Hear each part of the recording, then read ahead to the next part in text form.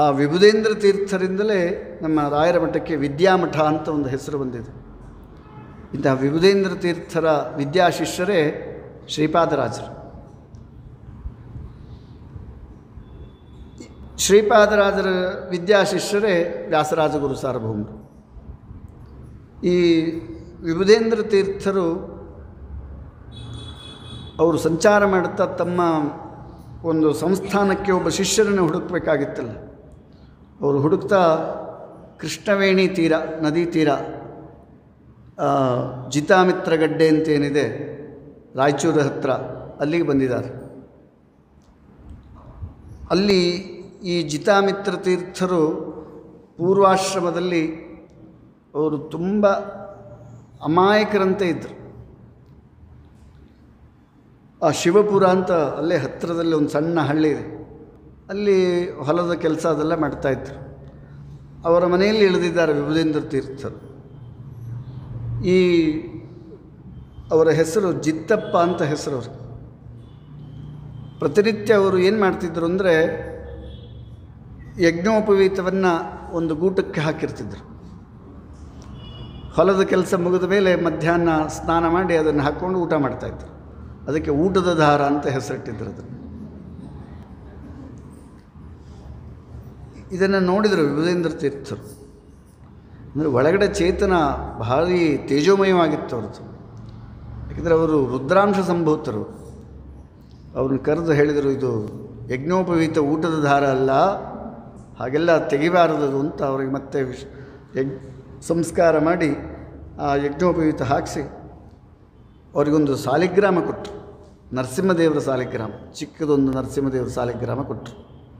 ಇದಕ್ಕೆ ನೀನು ದೇವರು ಪೂಜೆ ಮಾಡು, ಇದಕ್ಕೆ ಪೂಜೆ ಮಾಡಿ ನೈವೇದ್ಯ ಮಾಡಿ ನೀನು ಊಟ ಮಾಡು. ಅವರಿಗೆ ಅರ್ಥವೇ ಆಗಲಿಲ್ಲ. ಯಾಕೆಂದರೆ ಅವರಿಗೆ ಸಂಧ್ಯಾ ವಂದನೆ ಮಾಡ್ತಾ ಇರಲಿಲ್ಲ. ಇನ್ನು ಪೂಜಾ ಮಾಡೋದು ಹೇಗೆ ಗೊತ್ತಾಗುತ್ತೆ? ಅದಕ್ಕೆ ಅವ್ರು ಹೇಳಿದರು, ನೀನು ಸ್ನಾನ ಮಾಡಿ ಅದಕ್ಕೆ ಸ್ನಾನ ಮಾಡಿಸು, ಅದಕ್ಕೆ ಊಟ ಮಾಡಿಸಿ ನೀನು ಊಟ ಮಾಡು ಅಂತ ಹೇಳಿದರು. ಗುರುಗಳು ಹೇಳಿದ್ರಲ್ಲ ಅಂತ ಆಯಿತು ಅಂತ ಅವ್ರು ಮರುದಿವಸದಿಂದ ಪೂಜೆ ಶುರು ಆಯಿತು. ಇವರು ಕೊಟ್ಟರು, ತೀರ್ಥಯಾತ್ರೆಗೆ ಹೊರಟುಬಿಟ್ಟರು ಸ್ವಾಮಿಗಳು. ಇವರು ಮರುದಿವಸದಿಂದ ಅವರು ಸ್ನಾನ ಮಾಡಿ ಅದಕ್ಕೆ ಅಭಿಷೇಕ ಮಾಡಿ ಅದಕ್ಕೊಂದು ತುಳಸಿ ದಳ ಏರಿಸಿ, ಮಂತ್ರ ಇಲ್ಲ ಏನೂ ಗೊತ್ತಿಲ್ಲ ಅವರಿಗೆ, ಸಂಧ್ಯಾವಂದನೆ ಬರ್ತಾ ಇದ್ದಿಲ್ಲ.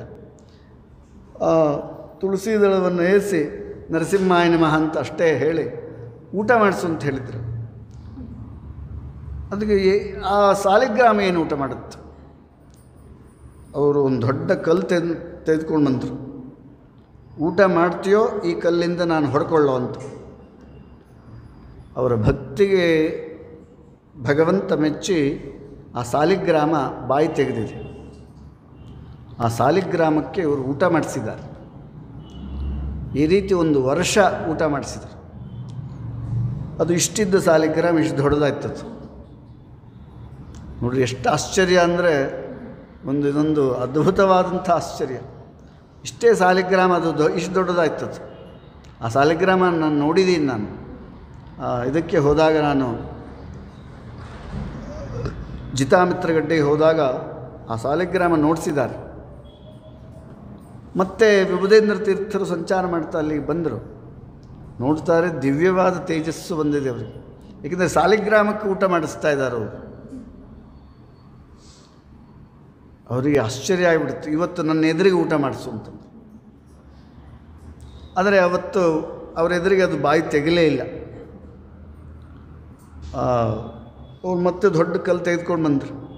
ನಮ್ಮ ಗುರುಗಳ ಹತ್ತಿರ ನೀನು ಮಾನ ತೆಗಿತಾ ಇದೆಯಾ, ಅವತ್ತು ಕಲ್ಲು ತೊಗೊಂಡು ಹೊಡ್ಕೊಂಡೇ ಬಿಡ್ತೇನೆ ಅಂತ ಕಲ್ಲು ಎತ್ಕೊಂಡ್ರು.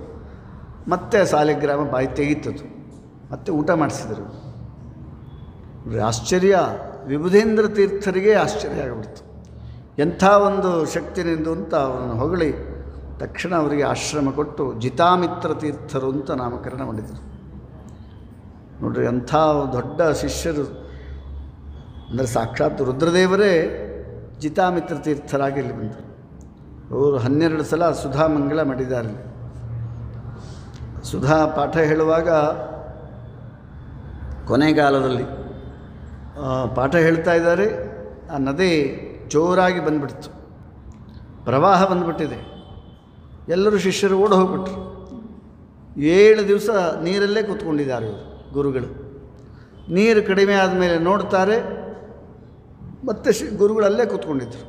ಮತ್ತೆ ಪಾಠ ಪ್ರಾರಂಭ ಆಯಿತು. ಅವರಿಗೆಲ್ಲ ಆಶ್ಚರ್ಯ, 7 ದಿವಸ ನೀರಲ್ಲಿ ನೀವು ಹೇಗೆ ಕೂತಿದ್ದೀರಿ ಅಂತ. ಅವರು ನಕ್ಕು ಬಿಟ್ಟರು ಅವರು. ಏಕೆಂದರೆ ಅವರು ಮೂಲತಃ ರುದ್ರದೇವರು, 40 ಕಲ್ಪ ನೀರಲ್ಲೇ ಕೂತ್ಕೊಂಡವರು ಅಧ್ಯಯನ ಮಾಡಿದವರು. ಒಂದು 7 ದಿವಸ ಕೊಡೋದೇನು ಮಹಾ ಕಷ್ಟ. ಆಮೇಲೆ ಮತ್ತೆ ಪಾಠ ಪ್ರವಚನ ಮಾಡ್ತಾ ಇದ್ದಾರೆ, ಮತ್ತೊಮ್ಮೆ ನೀರು ಬಂತು. ಮತ್ತೆ ಎಲ್ಲ ಶಿಷ್ಯರು ಓಡಿ ಹೋಗ್ಬಿಟ್ರು. ಆ ನೀರು ಇಳಿದ ಮೇಲೆ ನೋಡ್ತಾರೆ, ಅವ್ರು ಕಾಣಿಸ್ಲೇ ಇಲ್ಲ. ಗುರುಗಳೆಲ್ಲೋ ನೀರಲ್ಲೋ ಹೊಡ್ಕೊಂಡು ಹೋಗಿರಬೇಕು ಅಂತ. ಆದರೆ ಸ್ವಪ್ನದಲ್ಲಿ ಹೇಳಿದರು, ನಾನು ಎಲ್ಲೂ ಹೋಗಿಲ್ಲ, ಇಲ್ಲಿ ವೃಕ್ಷದಲ್ಲೇ ಇದ್ದೇನೆ, ನೀವು ಇನ್ನು ಮುಂದೆ ಈ ವೃಕ್ಷಕ್ಕೆ ಪೂಜೆ ಮಾಡಿರಿ ಅಂತ. ಈ ಜಿತಾಮಿತ್ರ ತೀರ್ಥರ ಬೃಂದಾವನ ಇಲ್ಲ ಅಲ್ಲಿ, ಆ ವೃಕ್ಷದಲ್ಲಿದ್ದಾರೆ ಈಗಲೂ. ಅದು ಬಿಲ್ವ ವೃಕ್ಷ, ಅದರಲ್ಲೇ ಇದ್ದಾರೆ ಅವರು. ಅದಕ್ಕೆ ಪೂಜೆ. ಆ ಸಾಲಿಗ್ರಾಮನೂ ಅಲ್ಲೇ ಇಟ್ಟು ಪೂಜೆ ಮಾಡ್ತಾಯಿದ್ರು.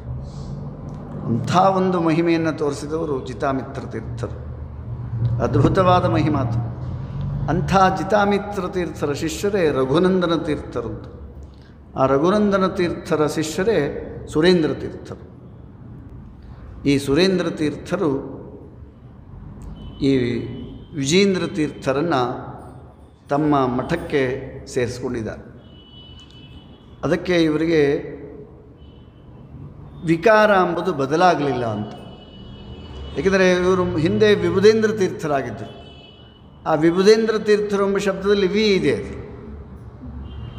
ಅವರೇ ಮುಂದೆ ಅವರು ವಿಠ್ಠಲಾಚಾರ್ಯರು ಅಂತ ಇಲ್ಲಿ ಹುಟ್ಟಿದ್ದಾರೆ. ಆವಾಗಲೂ ವಿಕಾರ ಇದೆ, ವಿ ಎಂಬಲ್ಲಿ ವಿಠ್ಠಲ ಎಂಬಲ್ಲಿ. ಮುಂದೆ ಅವರು ವಿಷ್ಣು ತೀರ್ಥರು ಅಂತ ವ್ಯಾಸರಾಜರ ಹತ್ರ ಆಶ್ರಮ ತೆಗೆದುಕೊಂಡ್ರು, ಅಲ್ಲೂ ವಿಕಾರ ಇದೆ. ಈ ಸುರೇಂದ್ರ ತೀರ್ಥರು ಇವರಿಗೆ ಹೆಸರು ವಿಜೇಂದ್ರ ತೀರ್ಥರು ಅಂತ ಹೆಸರಿಟ್ಟು. ಅದರಿಂದ ಅದು ಅಲ್ಲೂ ವಿಕಾರ ಇದೆ. ಅವರಿಗೆ ಆಕಾರ ಮಾತ್ರ ಬದಲಾಯಿತೇ ವಿನಃ ವಿಕಾರ ಎಂಬುದು ಬದಲಾಗಲಿಲ್ಲ ಅಂತ ಈ ವಿದ್ವಾಂಸರು ಬರಿತಾ ಇದ್ದಾರೆ. ಇಂತಹ ವಿಜೇಂದ್ರ ತೀರ್ಥರು ಪೀಠದಲ್ಲಿ ಬಂದ ಮೇಲೆ ಎಂಥೆಂಥ ಅಗಾಧವಾದ ಮಹಿಮೆಯನ್ನು ತೋರಿಸಿದ್ದಾರೆಂದರೆ ನೀವೆಲ್ಲ ಆಶ್ಚರ್ಯಪಡಬೇಕು. ಅಂಥ ಅದ್ಭುತವಾದ ಮಹಿಮೆಗಳನ್ನು ತೋರಿಸಿದ್ದಾರೆ. ಇಂತಹ ವಿಜೇಂದ್ರ ತೀರ್ಥರ ಒಂದು ನಮ್ಮ ಪರಂಪರೆಯಲ್ಲಿ 3 ಜನರಿಗೆ ಜಯ ಎಂಬುದು ಶಬ್ದ ಇದೆ. ಮೊದಲನೇದು ಜಯತೀರ್ಥರು, ಅಲ್ಲಿ ಜಯ ಶಬ್ದ ಇದೆ. ವಿಜಯೇಂದ್ರ ತೀರ್ಥರಲ್ಲಿ ಜಯ ಶಬ್ದ ಇದೆ. ನನಗೆ ಸ್ವರೂಪೋದ್ಧಾರಕ ಗುರುಗಳು ಸುಜಯೀಂದ್ರ ತೀರ್ಥರು ಅಂತ. ಸುಜಯೀಂದ್ರ ತೀರ್ಥರು ಅಂದರೆ ಈಗಿನ ಸ್ವಾಮಿಗಳೇನಿದ್ದಾರೆ ಸುಬುಧೇಂದ್ರ ತೀರ್ಥರು, ಅವರ ಪೂರ್ವಾಶ್ರಮದ ತಾತಂದ್ರವರು, ಪರಮೇಷ್ಠಿ ಗುರುಗಳು ಅಂತ. ಸುಬುಧೇಂದ್ರ ತೀರ್ಥರ ಗುರುಗಳು ಸುಯತೀಂದ್ರ ತೀರ್ಥರು, ಇವತ್ತಿನ ಒಂದು ಮಹಾಸಾಮರಾಧನೆ ಮಾಡಿಸ್ಕೊಳ್ಳುವಂಥ ಗುರುಗಳು. ಅವರ ಗುರುಗಳು ಸುಷುಮೀಂದ್ರ ತೀರ್ಥರು. ಆ ಸುಷುಮೀಂದ್ರ ತೀರ್ಥರ ಗುರುಗಳೇ ಸುಜಯೀಂದ್ರ ತೀರ್ಥರು. ಈ 3 ಜನರಿಗೆ ಮಾತ್ರ ಜಯ ಶಬ್ದ ಇದೆ ನಮ್ಮ ಪರಂಪರೆಯಲ್ಲಿ. ಆ ಜಯ ಶಬ್ದ ಸಾರ್ಥಕವಾಗಿದೆ ಅಂತ. ಏಕೆಂದರೆ ಜಯತೀರ್ಥರು ಎಂಥ ಅಗಾಧವಾದ ಕೆಲಸ ಮಾಡಿದ್ದಾರೆ. ಅವರು ಯರಗೋಳ ಗುಹಾದಲ್ಲಿ ಕೂತ್ಕೊಂಡು ಅನೇಕ ಗ್ರಂಥಗಳನ್ನು ರಚನೆ ಮಾಡಿ ಈ ಮಧ್ವ ಸಿದ್ಧಾಂತವನ್ನು ವಿಶೇಷ ಬೆಳೆಯುವಂತೆ ಮಾಡಿದವರೇ ಜಯತೀರ್ಥರು. ಆ ಜಯ ಶಬ್ದಕ್ಕೆ ಸಾರ್ಥಕವಾಗಿದೆ. ಅದಕ್ಕೆ ವಿಜಯದಾಸರು ಜ ಎಂದು ನುಡಿಯಲು ಜಯಶೀಲನಾಗುವ, ಯ ಎಂದು ನುಡಿಯಲು ಯಮನಂಜುವ ಅಂತ.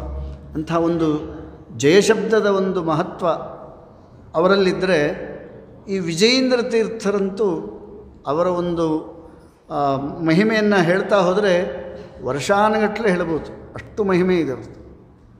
ಇಂಥ ವಿಜೇಂದ್ರ ತೀರ್ಥರು 64 ಕಲೆಗಳಲ್ಲಿ ಪ್ರವೀಣರಿದ್ದರು. ಪ್ರತಿಯೊಂದು ಕಲೆಗಳನ್ನು ಅದು ಜಗತ್ತಿಗೆ ತೋರಿಸಿ ಅವರಿಂದ ಜಯಪತ್ರವನ್ನು ಪಡೆದು ಅದು ಪರಮಾತ್ಮನಿಗೆ ಸಮರ್ಪಣೆ ಮಾಡ್ತಾಯಿದ್ರು. ಏಕೆಂದರೆ ಇಂಥ ಕಲೆಗಳು ಪ್ರಪಂಚದಲ್ಲಿ ಇದೆ ಎಂಬುದನ್ನು ತೋರಿಸಿಕೊಟ್ಟವರೇ ವಿಜೇಂದ್ರ ತೀರ್ಥರು. ಇಂಥ ವಿಜೇಂದ್ರ ತೀರ್ಥರು ಋಜುಗಳು ಅಂತ ಸ್ಪಷ್ಟ ಇದೆ. ಅಂದರೆ ವಾಯುದೇವರ ಪಟ್ಟಕ್ಕೆ ಬರತಕ್ಕಂಥವರು ಒಂದು 100 ಜನ ಋಜುಗಳು ಅಂತ ಇರ್ತಾರೆ. ಅದರಲ್ಲಿ ಇವರು ಸೇರಿಕೊಂಡಿದ್ದಾರೆ. ಸಾಮಾನ್ಯವಾಗಿ ಎಲ್ಲ ಯತಿಗಳ ಬೃಂದಾವನದ ಮುಂದೆ ವಾಯುದೇವರ ಪ್ರತೀಕ ಅಂದರೆ ಹನುಮಂತ ದೇವರ ಪ್ರತೀಕ ಇರುತ್ತೆ. ಎಲ್ಲಿ ನೋಡಿದರೂ ಹನುಮಂತ ದೇವರ ಪ್ರತೀಕ ಇರುತ್ತೆ.